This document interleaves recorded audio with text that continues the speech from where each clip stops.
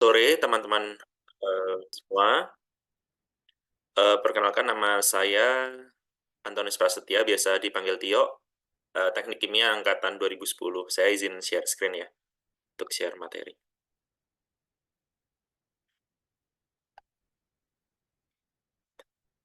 Oke, siap. Terima kasih. Jadi saya kalau CV singkat itu angkatan 2010, jadi di Teknik Kimia ITB sampai 2014. Setelah lulus saya sampai sekarang itu bekerja di PT Rekayasa Industri. Sekarang pun juga statusnya masih karyawan PT Rekayasa Industri, di mana saya jarak antara lulus S1 dengan mulai S2 itu sekitar 6 tahun. Jadi saya bekerja di awal di proyek Sabah Ammonia Urea Project sebagai project engineer, kemudian lanjut di RDMP Balikpapan sebagai senior project engineer. Nah, jadi motivasi S2 waktu itu sebenarnya karena kalau boleh jujur, di Himata kan juga ini ya, saya dibiasakan budaya integritas, jadi jujur-jujur aja. Jadi kalau boleh jujur sih peer pressure ya, jadi teman-teman sudah banyak yang S2, jadi ya meskipun saya enjoy dengan pekerjaan saya, tapi kayaknya sebuah keharusan lah untuk S2 itu. Setelah menjalani ternyata berbeda, saya tidak menyesal gitu, maksudnya banyak yang saya dapatkan di luar ekspektasi saya. Jadi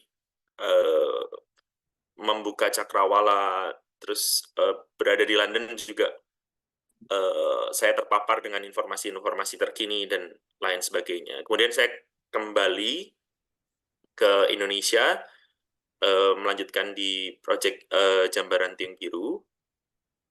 Nah, S3 juga, saya juga mirip-mirip Gen Z ya, kena peer pressure. Jadi S3 juga ketika saya S2, itu saya circle-nya itu bergaul dengan teman-teman S3 gitu. Dan saya melihat pemikiran mereka lumayan canggih gitu. Dan saya merasa banyak tertinggal. Maka dari itu, saya ingin melanjutkan ke S3 dengan alasan itu. Jadi itu, saya ambil S3 dengan 4-year program, rencana 2026 selesai, dan berencana kembali ke Rekin untuk melanjutkan di proyek-proyek lainnya. Kurang lebih seperti itu. Nah, lesson learn apa yang saya dapatkan?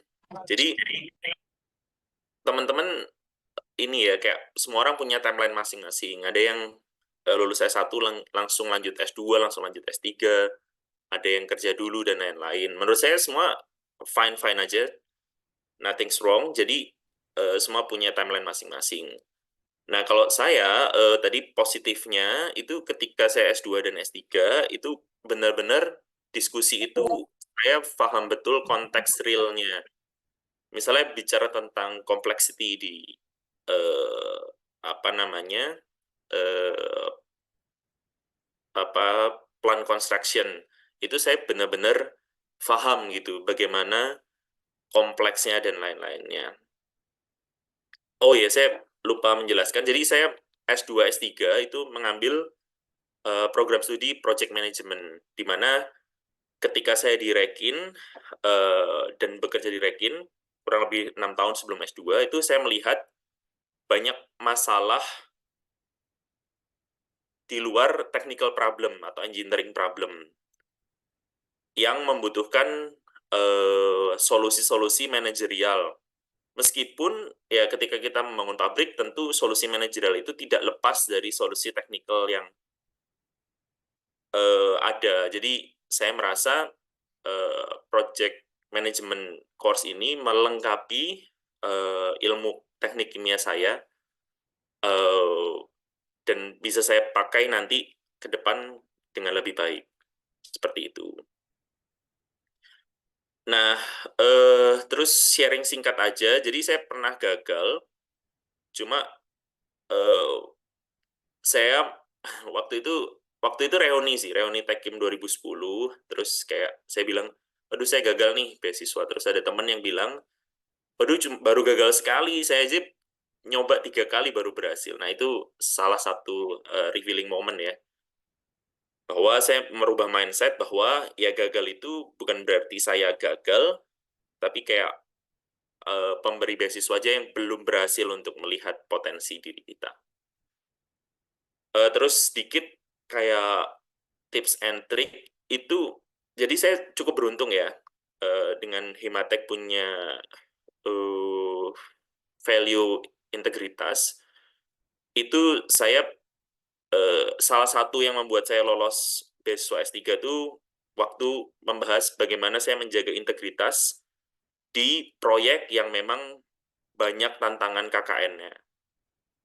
Seperti itu. Dan saya bisa connecting the dots ya. Jadi kayak pengalaman saya eh, di pekerjaan dan apa aspirasi saya ke depan dan lain-lain. Bahwa misalnya saya punya mimpi Indonesia berdikari dalam hal engineering, procurement, dan construction, makanya saya berkarir di rekayasa industri, dan lain-lain. Kemudian, ini ya, kita mesti find the balance ya. Jadi, kebetulan waktu membangun pabrik, either di Malaysia ataupun di Balikpapan, itu saya sangat suka dengan pekerjaannya, dan kebetulan, apa namanya, saya merasa saya mampu. Nah, untuk memilih jenjang S2, S3, ya silahkan teman-teman menyesuaikan dengan apa yang teman-teman suka dan apa yang teman-teman jago gitu, supaya menjalaninya lebih enak. Nah, untuk sharing ya, kalau misalnya di UK, itu learning style-nya independen. Jadi, waktu S2 itu, kuliah itu lebih ke tanya jawab. Jadi materi diberikan di awal, sangat banyak materi diberikan di awal. Kita melakukan reading, terus di kuliah ada nggak pertanyaan ataupun diskusi gitu terkait apa yang sudah kita baca. Dan juga untuk examnya itu submit essay yang ya memang kita perlu mengulik bacaan-bacaan tadi, mencoba berpikir kritis dan lain-lain. Nah, independent learning style ini juga sama di S3 malah lebih parah lagi. Jadi ya memang ketemu supervisor sebulan sekali, dan itu juga untuk discuss gitu. Memberikan direction, dan ya untuk apa minggu-minggu berikutnya ya kita memang harus mengulik sendiri gitu, dan nggak disuapin lah, istilahnya seperti itu. Dan harus apa ya, menanamkan critical thinking sendiri. Jadi itu di UK seperti itu, dan saya sih cocok ya, maksudnya saya tipikal yang independent learner, jadi saya mengulik sendiri apa yang saya suka, dan base-nya ya curiosity. Jadi kita memilih apa yang kita suka sehingga ada bahan bakar curiosity untuk menjalani. Nah, terus kalau share pengalaman di luar bangku kuliah, jadi menurut saya, nah ini kan teman-teman apa namanya, di waktu COVID, saya S2 waktu COVID, teman-teman mungkin waktu SMA dan awal-awal kuliah ya. Jadi menurut saya bonding dengan apa manusia secara online itu sangat penting ya. Jadi di kon di conference, kemudian juga seminar-seminar dan juga organisasi, menurut saya itu membantu saya untuk mentriangulasi apa namanya ilmu yang sudah saya dapat dari membaca dan di bangku kuliah, kemudian kita diskusikan di ruang-ruang conference, di ruang-ruang seminar, maupun di dalam organisasi, sehingga ilmu itu tidak mati ya, didiskusikan, didebatkan, dan lain sebagainya, sehingga ilmu itu hidup dan makin menyala seperti itu. Paling itu dari saya. Silakan kalau teman-teman ada pertanyaan. Kurang lebihnya terima kasih. Mohon maaf dan terima kasih. Terima kasih, Mas. Ya, seperti saya tuliskan di kolom chat ya, prosedurnya untuk bertanya silakan diikuti agar berurutan ya. Silakan raise hand terlebih dahulu. Saat ditunjuk nanti nyalakan kamera ya. Kalau kameranya berfungsi dan menyampaikan pertanyaannya gitu ya. Tapi kalau ada kendala di mic-nya, boleh dituliskan pertanyaan di kolom chat gitu ya. Kalau saya bisa menangkap gitu ya dari penjelasan awal dari Mas Tio gitu ya, jadi banyak yang bisa digali lebih lanjut. Silahkan bagi yang penasaran apa bedanya gitu, bekerja di industri ya, di industri EPC yang tadi sempat mengerjakan proyek-proyek besar di Indonesia maupun sempat di Malaysia gitu kan. Lalu bagaimana relevansinya dengan kuliah S2 di UK juga, pengalamannya saya kira masih cukup sangat sangat bisa ditanyakan gitu ya pada kesempatan ini. Atau ya tadi S3 gitu ya. Dan menariknya setelah lulus S3 tadi dijelaskan keinginannya kembali ke dunia industri gitu ya. Jadi saya kira silakan bagi yang punya pertanyaan-pertanyaan ya bisa uh, langsung disampaikan pada kesempatan pertama ini.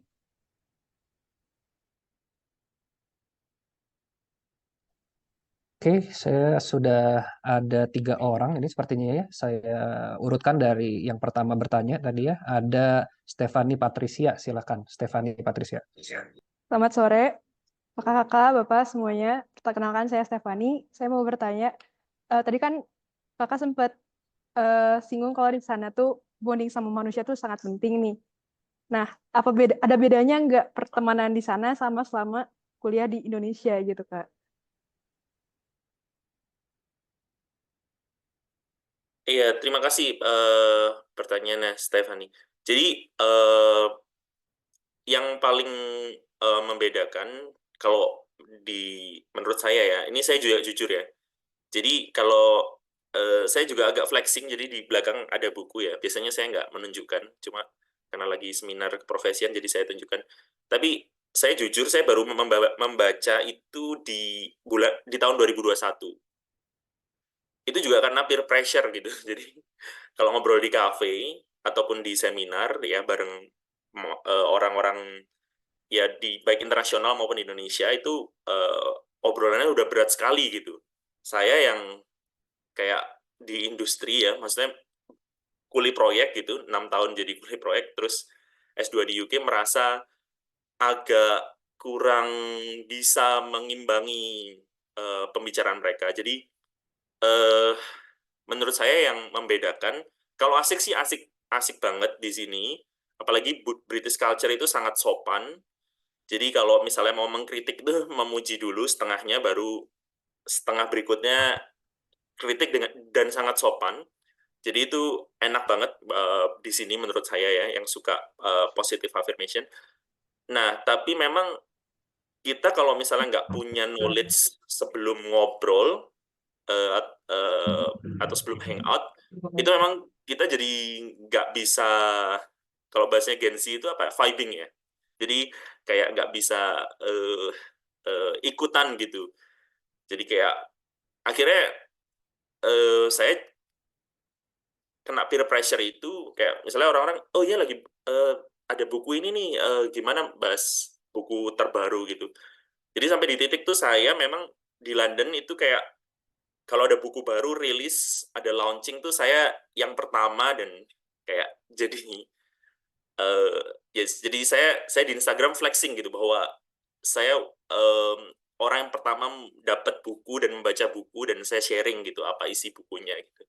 Memberikan peer pressure juga ke teman-teman menikmati apa yang saya nikmati. Jadi itu sih perbedaannya. Dan di London terutama ya, kita sangat diverse. Jadi orang dari Afrika, Amerika Selatan, Eropa, Asia itu jadi satu, sehingga memang perbedaannya kita mesti juga membuka diri ya, mengetahui kayak culture-culture negara-negara lain dan lain sebagainya. Nah, itu juga takes time, tapi so far sih saya sih enjoy sih untuk kalau orang yang suka ya explore bahwa oh ternyata culture di orang dari negara ini seperti ini dan lain-lain. Tapi ya itu di London ini baik Indonesian Society-nya maupun International Society-nya tuh itu memberikan peer pressure yang baik. Itu paling Stephanie. Semoga menjawab. Makasih, Kak. Oke, terima kasih. Oke, Sama. kedua ya, silakan Agnes. Baik, Tiok izin bertanya, kalau misalnya dari Kak Tiok sendiri kan ngambil S2 dan S3-nya tuh untuk melengkapi ilmu Tekim. Nah, kira-kira selama pengalaman Kak Tiok sudah belajar mengenai project management sendiri, itu kira-kira belajar apa aja sama untuk menghubungkan dan mengcombine project management dengan ilmu Tekim ini sendiri bagaimana? Terima kasih, Kak. Iya, thank you. Thank you, Agnes. Pertanyaannya bagus ya. Jadi kalau ini intuisi saya sih, guessing aja mungkin sekitar 40-50% ya angkatan saya itu tidak direct langsung di pekerjaan yang teknik kimia banget itu realitanya karena ya kita tahu apa ya itu tergantung lapangan pekerjaan misalnya apakah Pertamina atau Pupuk Indonesia atau Rekin lagi buka lowongan dan lain sebagainya itu banyak faktor. Nah jadi memang banyak juga teman-teman yang memang berkarir di luar bidang teknik kimia. Tapi buat saya pribadi, teknik kimia itu sangat relate ya dengan bidang-bidang lainnya, terutama dalam memberikan melengkapi kita dengan kerangka berpikir. Nah, apa yang saya dapat di project management UCL selama bertahun-tahun sekolah di sini itu salah satunya adalah social science bahwa ini misal kalau menjelaskan ilmu yang saya dapatkan agak ini tapi salah satu yang menarik ya itu bahwa dalam mengerjakan proyek itu ada yang namanya uncertainty jadi kan sering dibilang risk mitigation dan lain-lain padahal ada hal yang unknowns gitu bahwa kita tidak tahu apa yang kita tidak tahu. Contohnya misalnya COVID-19 ya, nggak ada project practitioners di dunia ini yang kayak predict ataupun mitigate yang namanya COVID-19. Nah, di situ diperlukan sikap kolaboratif, di mana memang di kontrak nggak di state dan lain-lain, tapi either apa nih yang mau kita lakukan selanjutnya ketika ada masalah. Apa kita kayak mau saling menyalahkan antara misalnya klien dan kontraktor, atau kita mau sama-sama duduk, oke kontraknya seperti ini, keadaannya seperti ini, ke depan nih kita mau bareng-bareng untuk menyukseskan proyek, apa yang harus dilakukan. Nah, di situ, dan banyak inovasi-inovasi dalam hal kontrak ya, kolaborasi kontrak, dimulai di UK, itu yang sangat menarik gitu, dan punya output yang baik. Tapi di situ diperlukan kapabilitas dari klien juga yang cukup tinggi untuk menavigate collaborative contract ini. Jadi dan itu yang terjadi di proyek saya di Malaysia. Jadi sama seperti hal-hal baik lainnya, misalnya demokrasi atau hal baik lainnya, pernikahan itu akan works kalau misalnya memang orang yang menjalaninya atau rakyat yang menjalaninya itu paham bagaimana the democracy functioning, marriage functioning, dan lain-lain. Nah, di situ saya belajar bahwa ternyata hal baik yang nggak bisa kita adopt directly gitu, bahwa kita harus menyiapkan diri untuk apapun itu ya. Kalau saya mengandaikannya, itu seperti palutor gitu, dia punya enormous energy or power, tapi sebelum kita bisa menggunakannya, itu kita harus memang melatih diri ya untuk siap menggunakan itu. Nah, pemikiran-pemikiran seperti ini yang memang sebelum saya S2 dan S3 itu saya nggak punya gitu. Dan apa ya, bahwa kontrak itu jadi senjata untuk menikam lawan gitu, menikam perusahaan lainnya. Misalnya saya di kontraktor untuk subkontraktor atau klien gitu, sehingga pemikirannya jadinya namanya di project management itu adversarial behavior gitu. Nah, setelah saya belajar, ternyata ada juga gitu bahwa kita put trust on others dan membangun relasi secara kolaboratif. Dan itu penting untuk melalui banyak uncertainty di mega projects yang mungkin takes time 5-10 tahun. Kita nggak tahu apa yang terjadi gitu. Jadi itu salah satu yang saya dapat, dan hubungannya dengan teknik kimia. Jadi kalau dari apa yang nggak hanya di kuliah ya, jadi saya di London ini fun facts-nya adalah ikut seminar tentang ekonomi itu kayak 2-3 kali seminggu. Jadi kalau kesimpulan saya salah satunya ini tentang government, project management, dan juga chemical engineering ya. Jadi menurut saya banyak diskusi di Indonesia tentang hilirisasi. Nah, menurut saya pribadi dari segi kemarian negara dan lain-lain, itu memang hilirisasi itu yang baik itu dimulai dari hulu yang kuat. Jadi bagaimana Indonesia bisa menguasai teknologi dan akhirnya bisa steering the innovation dan lain sebagainya, tidak hanya impor teknologi, itu jadi penting karena di project sendiri klien itu bisa punya kapabilitas lebih karena punya teknologi capability yang mumpuni untuk memilih proses license yang memang tepat untuk bagaimana mengolah sumber daya alam di Indonesia. Dan itu yang mungkin Pak Anggit dan dosen-dosen TK sedang usahakan dan kerjakan, yang saya juga selalu support ya dan bangga ya bagaimana ada kemandirian di sana. Itu yang salah satu yang menjadi koneksi antara project management dan teknik kimia. Dan untuk informasi, saya case study-nya itu Hinkley Point C Nuclear Power Plant, itu di UK, tepatnya di Bristol.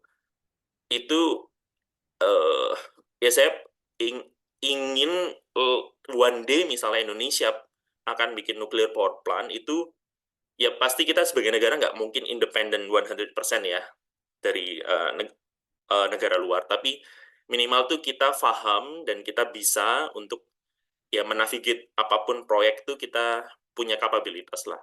Jadi nggak terlalu dependen ke negara luar, mengingat juga geopolitik sekarang juga volatile. Jadi itu sih jawabannya. Agnes, semoga menjawab ya. Ya, terima kasih. Terima kasih Kak untuk jawabannya. Ya, jadi mungkin karena memang topiknya tidak terlalu linear ya, ada irisannya dengan S1 Chemical Engineering, tapi project manajemennya juga in general gitu ya. Jadi ya tadi urusannya dengan project-project infrastruktur cukup erat juga gitu ya. Jadi kalau buat mahasiswa S1 TK mungkin baru lebih kebayang saat nanti semester 8 ambil kuliah manajemen proyek dan evaluasi keekonomian, baru ada sedikit bayangan kayaknya gitu ya. Linearitasnya dengan S1 teknik ini. Oke, saya kira kita bisa lanjutkan ya ke yang berikutnya. Ada Faris, silakan.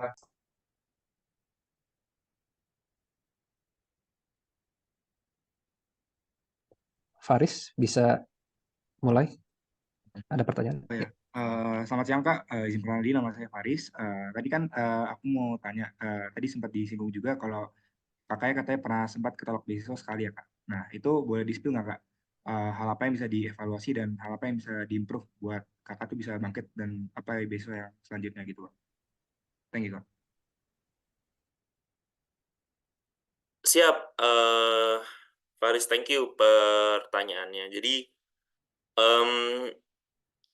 jujur ya ini di teknik kimia, jadi saya buka-bukaan aja ya. Jadi memang saya kurang menjual diri sih. Jadi polosan gitu di interview pertama LPDP. Jadi ya saya cerita saya ngerjain proyek, saya engineer dan lain sebagainya gitu. Jadi memang kurang menjual ya kalau saya flashback kembali gitu. Nah, lesson learn-nya kita bagaimana kita bisa menjual diri dengan baik. Jadi di wawancara kedua saya tanpa berbohong ya. Jadi kayak saya kan proyeksi itu bebas ya. Jadi saya bilang saya sebentar lagi akan masuk ke managerial role dan saya perlu knowledge di project management sehingga saya tidak mengulangi. Saya cerita bahwa misalnya di proyek-proyek sebelumnya banyak hal yang miss dan akhirnya merugikan perusahaan dan juga negara. Nah, di sini saya ingin tidak mengulangi kesalahan yang sama, sehingga saya perlu knowledge itu gitu. Nah, ketika saya bilang ya sebentar lagi saya akan ke manajerial role, ya sebentar lagi itu kan relatif ya untuk orang ya. Misalnya bisa 5, 10, 15 tahun, tapi ya itu tanpa berbohong, tapi juga nggak cerita polosan saja gitu, karena orang juga mana tertarik dengan cerita yang polos gitu, kayak ya namanya engineer di proyek kan ya gitu-gitu aja ya, nggak ada maksudnya nggak ada yang luar biasa atau gimana. Nah, itu jadi bagaimana menceritakan diri kita dengan lebih positif, proyeksi ke depan, itu sih yang lesson learn yang saya dapatkan. Dan juga tergantung ya beasiswanya apa gitu. Kalau misalnya kan saya 2 kali LPDP ya, jadi LPDP itu memang karakteristiknya cukup nasionalis gitu kan. Jadi ada pertanyaan, saya mungkin nggak bisa cerita ya, tapi yang agak aneh gitulah. Nah, dan saya bingung gitu di wawancara pertama itu bagaimana menjawabnya, karena terlalu aneh dan saya nggak kepikiran gitu. Nah, di wawancara kedua, seaneh apapun pertanyaannya, itu saya gunakan narasi nasionalisme untuk menjawab pertanyaan tersebut gitu.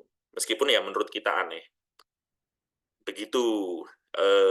Kurang lebihnya, sorry saya nggak bisa disclose ya. Jadi supaya tidak menimbulkan bias. Jadi kurang lebihnya seperti itu. Jadi internalisasi ya nilai apa yang diinginkan pemberi beasiswa, dan juga ya jangan lupa belajar bagaimana kita marketing diri untuk dilihat, oh ini ada potensi nih di sini. Seperti itu sih, Haris. Semoga menjawab ya. Oke, siap. Makasih, Kak. Intinya komunikasi ya. Komunikasi baik itu secara verbal maupun secara interview gitu ya. 2 hal yang harus disiapkan buat S2 maupun S3 gitu ya. Oke, Yes. berikutnya ada Aska, silakan Aska. Oke, Pak, saya izin bertanya, Pak. Untuk proses pencarian beasiswa, untuk Katio apakah diberikan oleh PT Rekin sendiri atau mencari sendiri, dan bagaimana menemukan beasiswa yang sesuai untuk arah karir kakak gitu? Oke, siap. Thank you, Aska, pertanyaannya. Jadi saya beasiswanya dari LPDP, tidak dari Rekin. Dan kalau boleh jujur, kalau saya kan kerja ya, jadi waktunya terbatas. Jadi kayak kalau udah seharian di proyek tuh kayak udah mau pingsan lah, jam 6 tuh udah tepar. Jadi dengan resources waktu yang terbatas itu, jadi saya nggak nyari beasiswa lain sih. Jadi jujur saya, jadi ya dapat atau nggak sama sekali. Jadi itu yang saya lakukan. Jadi mohon maaf saya nggak bisa komen dengan beasiswa lainnya. Tapi kalau teman-teman ada waktu ya silakan mencari. Cuma untuk teman-teman yang udah bekerja dan capek, ya satu aja fokus kalau saran saya sih. Dan kalau gagal coba lagi, gagal lagi coba lagi. toh juga nggak ada jatah gagal kan. Itu sorry ya kalau Oke, thank you. Masih Kak. Cukup ya sekali. ya. Oke, terakhir ya untuk sesi ini sebelum dilanjut ke materi kedua, ini ada dari Neville dituliskan di kolom chat ya. Cukup panjang, cuman Mas Tio mungkin bisa diringkas gitu ya. Masalah apakah betul lebih baik kerja dulu sekian tahun daripada S2 gitu ya. Dan kalau pengalaman pribadi setelah berjalan gitu konsekuensinya seperti apa kalau pro dan kontranya yang mungkin baru 1-2 tahun langsung S2 dengan yang ya seperti Mas Tio lah ada pengalaman 6 tahun lebih di industri gitu. Silakan. Bisa dari pengalaman pribadi maupun bisa dari lihat teman-teman yang lain lah gitu ya yang mungkin backgroundnya berbeda lah gitu.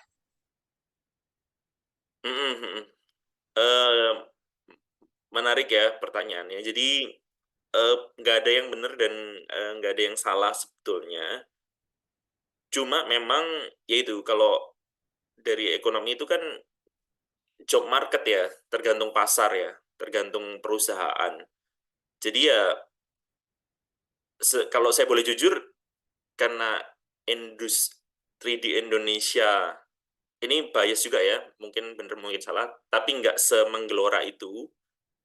Kalau semenggelora itu mungkin teman-teman saya, maksudnya 100% juga di industri kimia. Ya itu faktanya. Jadi memang kapasitas perusahaan untuk hiring S2 dan S3 memang nggak sebaik di negara maju. Itu perlu diakui, karena kita negara berkembang ya. Nah, saya pun juga nggak expect gimana-gimana sih, maksudnya ya saya S2 S3 untuk mengembangkan diri saya.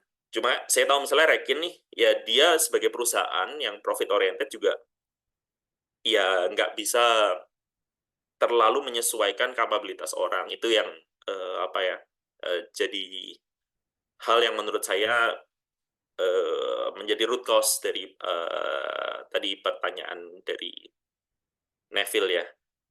Itu jadi dilihat aja industrinya seperti apa dan kesempatannya seperti apa. Kalau menurut saya pribadi itu, kalau yang saya rasakan itu yaitu saya jadi paham sekali konteksnya ketika saya mengambil S2, dan itu juga testimoni teman-teman saya.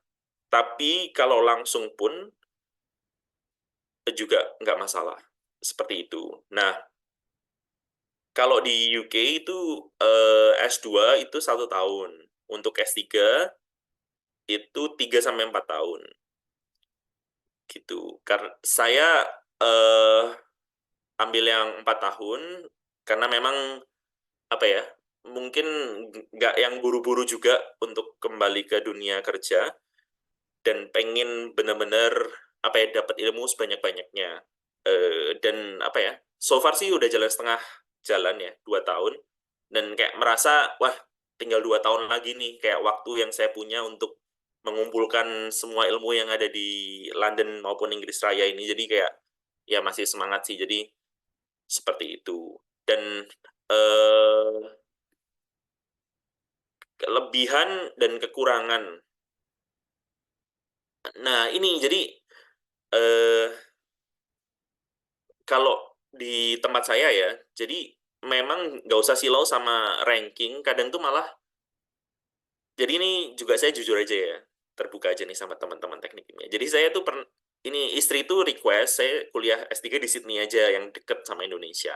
Jadi saya apply lah ke sana. Ternyata requirement itu jauh lebih sulit dibandingkan saya mau lanjut S3 di UCL, kayak misalnya udah punya paper yang publish di jurnal nggak dan lain-lain. Sedangkan saya kan practitioners ya, jadi ya saya nggak punya hal-hal tersebut. Jadi ya memang jadi nggak bisa ke sana. Meskipun misalnya UCL sama Sydney rankingnya lebih baik UCL seperti itu. Nah, kalau kelebihan dan kekurangan sebenarnya plus minus ya. Kalau di mana-mana ilmu sama aja, cuma memang kalau misalnya di UK, kalau saya promote, London itu kayak melting point all of discussion and knowledge in the world, salah satunya ya. Karena kita cukup centralized ya, mungkin kayak Europe ataupun US kan agak luas, jadi ya kalau ada apa-apa ya di London gitu. Jadi semua di sini, dan di sini sama mungkin kurang lebih ya, tapi misalnya dibandingkan dengan di negara-negara berkembang, mungkin di sini apa ya, salah satunya memang ada sih kayak pengkerdilan misalnya junior senior, tapi relatively merit ya. Misalnya saya di conference tuh bisa saja debat sama profesor, dan itu nggak masalah gitu selama argumennya valid. Jadi itu yang enak sih di sini. Jadi kita bisa lebih explore. Paling itu, Neville, yang Oke, bisa. terima kasih Neville dan Mas Tio atas jawabannya. Oke, mungkin sementara kita cukupkan untuk sesi pertama ya. Terima kasih Mas Tio. Kalau masih ada waktu, mohon standby, siapa tahu ada yang punya pertanyaan di akhir materi ketiga gitu ya.